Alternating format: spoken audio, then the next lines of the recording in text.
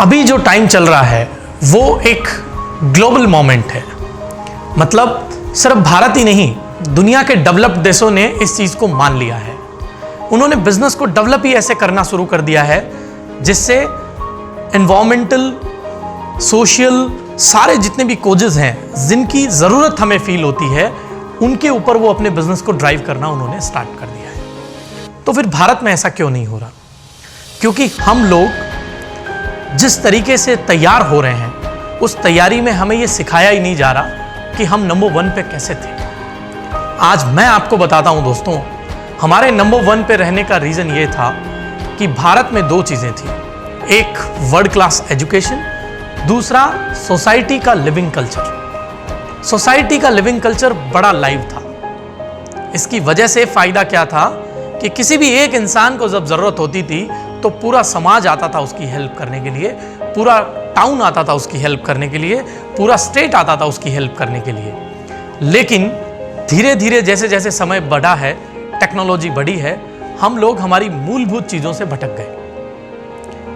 भारत में कुछ समय पहले सबसे ज्यादा सोशल एंटरप्रेन्योर होते थे जो आज की डेट में ना के बराबर हैं। इस प्रोग्राम को लाने के पीछे मेरा मोटो यही है कि मैं अपने देश में ऐसे एंटरप्रेन्योर तैयार करूं जो समाज और एनवायरनमेंट के साथ चले, देश को आगे बढ़ाए और प्रॉफिट बनाए, पर लोगों की भलाई के साथ। लेकिन किसी भी काम को करने से पहले हमारे जहन में कुछ चीजें आती है। ऑफ कोर्स आप लोगों के भी जहन में आ रही होगी कि हम सोशल एंटरप्रेन्योर क्यों बने। तो मैं आपको बता दूं, आप जो पुरानी टेक्नोलॉजी का फोन यूज करते थे, आज आपको उस फोन को डंप करना पड़ा है क्योंकि टेक्नोलॉजी बदल गई है। मैं 2008 से पेरेंट्स को, टीचर्स को, बच्चों को एक बात सिखाता हुआ आ रहा हूं। वो क्या? कि उनको शिक्षा बदलनी पड़ेगी, क्योंकि 21वीं सदी के जो शिक्षा के तरीके हैं वो पुराने ऑर्थोडॉक्स तरीकों से बिल्कुल अलग है। तो वो तरीके क्या हैं? वो तरीके हमें जानने पड़ेंगे। इसी प्रकार से अब एक नया चैप्टर हम जोड़ रहे हैं, और ये चैप्टर जो है आप लोगों के कहने से, आप लोगों की डिमांड से कि सर आप सिर्फ क्लासरूम प्रोग्राम नहीं, एक ऐसा प्लेटफॉर्म बनाइए जिससे पूरा भारत सीखे, पूरी दुनिया सीखे और हमारे आने वाली पीढ़ी सिर्फ शिक्षा में ही नहीं बल्कि सामाजिक कार्यों में भी अग्रणी रहे। तो मैं आपको अब रीजन की तरफ ले जाता हूं कि इसका रीजन क्या है। सबसे बड़ा रीजन सोशल एंटरप्रेन्योरशिप के पीछे यह रहता है कि जो काम आपकी सरकार, आपकी सोसाइटी या नॉन प्रॉफिट ऑर्गेनाइजेशन नहीं कर पा रहे हैं, अगर आप उस काम की जिम्मेदारी ले लेते हैं तो हो सकता है कि हमारा समाज बदल जाए। तो नए समाज की जो परिकल्पना है उसमें हर आदमी को यह चैलेंज लेना पड़ेगा, क्योंकि जैसे जैसे पॉपुलेशन बढ़ेगा हम कार्यों में कंपटीशन फील करेंगे। लेकिन अगर आप अपने कार्य को सोशल कोज के साथ जोड़ लेते हैं तो वो काम सोशल होने की वजह से एक लार्ज इंपैक्ट में डेवलप होता है, और सस्टेनेबिलिटी जो मॉडल है बिजनेस का वो भी इसमें ज्यादा रहता है। और अगर हमें ये वाई का आंसर मिल जाए तो मेरे ख्याल से हम इस काम को शुरू कर सकते हैं। तो दोस्तों आइए आगे चलते हैं और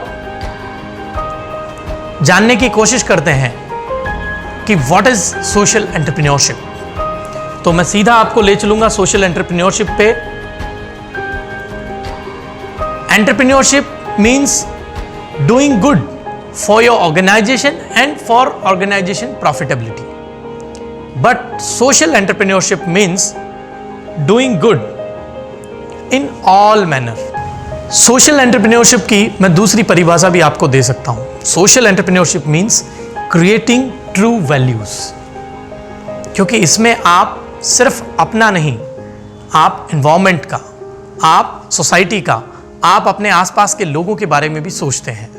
तो ऐसा बिजनेस किसी के लिए नुकसानदायक नहीं हो सकता। लेकिन सोशल एंटरप्रेन्योरशिप में आपको बहुत सारे ट्रेट्स भी हैं। उन पहलुओं को जब तक आप नहीं जानेंगे आप एक सफल सोशल एंटरप्रेन्योर नहीं बन सकते। वो कौन कौन से ट्रेट्स हैं आइए जानते हैं। सबसे पहले आपको किसी काम को करने से पहले उसका कारण पता होना चाहिए। तो आप क्यों सोशल एंटरप्रेन्योर बनना चाहते हैं, इसका कोड जो है वो बहुत महत्वपूर्ण है। अगर आपका कोड सही होगा तो आप जरूर आगे बढ़ेंगे। अगर आप सोशल एंटरप्रेन्योर बन जाते हैं तो बाय डिफॉल्ट आपका जो काम करने का कोड है वो सही हो जाता है। तो ये इसका सबसे पहला सोशल ट्रेट्स है जो आपको बेनिफिट देता है। दूसरा, जितने भी कस्टमर आपसे जुड़ेंगे वो एम्पैथी के साथ जुड़ेंगे।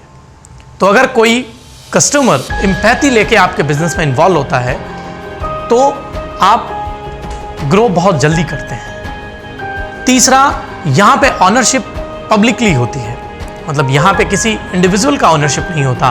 तो ये भी एक बहुत बड़ा ट्रेट है कि सोशल एंटरप्रेन्योरशिप नॉर्मल बिजनेस से ज्यादा रन करता है या ज्यादा सस्टेनेबल है और लार्ज क्राउड के साथ आप इसमें जुड़ सकते हैं।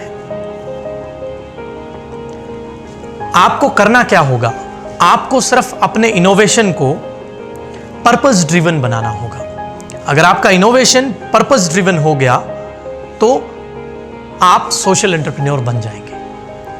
तो इस पर्पस ड्रिवन जर्नी में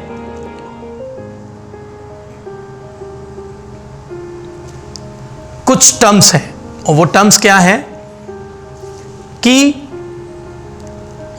कार्य ऐसा चूज करो जिससे आपका काम हो भी और आसानी के साथ हो, और जितने भी आपके सराउंडिंग के लोग हैं वो उसे अपनी डिजायर से ले, ना कि आप उन्हें थोपें।